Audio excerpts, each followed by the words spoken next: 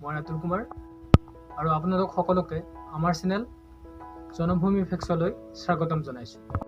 আপোনালোকে হয়তো লক্ষ্য কৰিছে স্কুল বাছবোৰত হালধীয়া ৰং থাকে বা হস্পিটেল, নাৰ্ছিং হোম, এম্বুলেন্স আদিত প্লাছ চিন দিয়া থাকে, কিন্তু এইবোৰ কিহৰ কাৰণে থাকে, এই চিনবোৰ কিহৰ প্ৰতীক, এইবোৰ কথা জানিবলৈ আমি ভিডিঅ'টো আপোনালোকলৈ লৈ আহিছোঁ।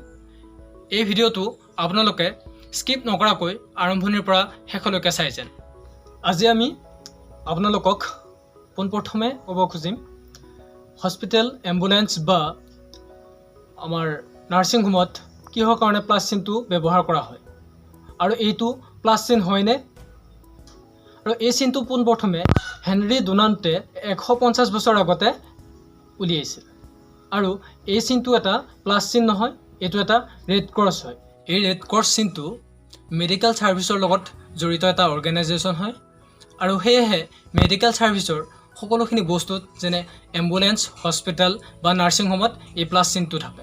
আৰু সাধাৰণতে কিছুমান ডক্তৰেও তেওঁলোকৰ সামগ্ৰীত এই প্লাছ চিনটো ব্যৱহাৰ কৰে যাতে ইমাৰ্জেঞ্চিৰ সময়ত তেওঁলোকে সেই বস্তুটো বিচাৰি পোৱাত সুবিধা হয়।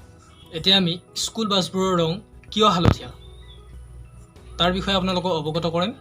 এতিয়া স্কুল বাছবোৰৰ ৰং হালধীয়া হোৱাৰ কাৰণ এইটোৱে যে হালধীয়া ৰংটো অতি সহজতে আমাৰ চকুত পৰে আৰু এই ৰংটো প্ৰথমতে ব্যৱহাৰ কৰিছিল উত্তৰ আমেৰিকাত আৰু তাৰ পৰা ক্ৰমান্বয়ে এই ৰংটো সকলো ঠাইতে স্কুল বাছবোৰত ব্যৱহাৰ কৰা দেখা যায়। স্কুল বাছবোৰত এই ৰংটো ব্যৱহাৰ হোৱাৰ এটা প্ৰধান কাৰণ হৈছে স্কুল বাছবোৰ যিহেতু ৰাতিপুৱা সোনকালে যায় আৰু আবেলি উভতে আৰু কিছু সময়ত বা কিছুমান দিনত সূৰ্যৰ পোহৰ কমকৈ পৰে বা কমকৈ থাকে, সেই সময়ত এই ৰংটো আমি সহজতে দেখা পাওঁ বা আমাৰ চকুত সহজতে পৰে।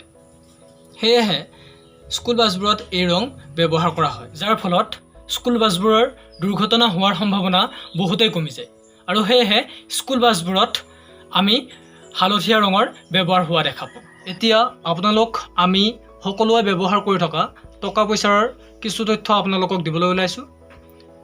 আমি সকলোৱে বৰ্তমান সময়ত টকা পইচাৰ লেনদেন কৰি থাকোঁ, কিন্তু 9000 BCৰ সময়ত টকা পইচাৰ প্ৰচলন খুব কমেই আছিল।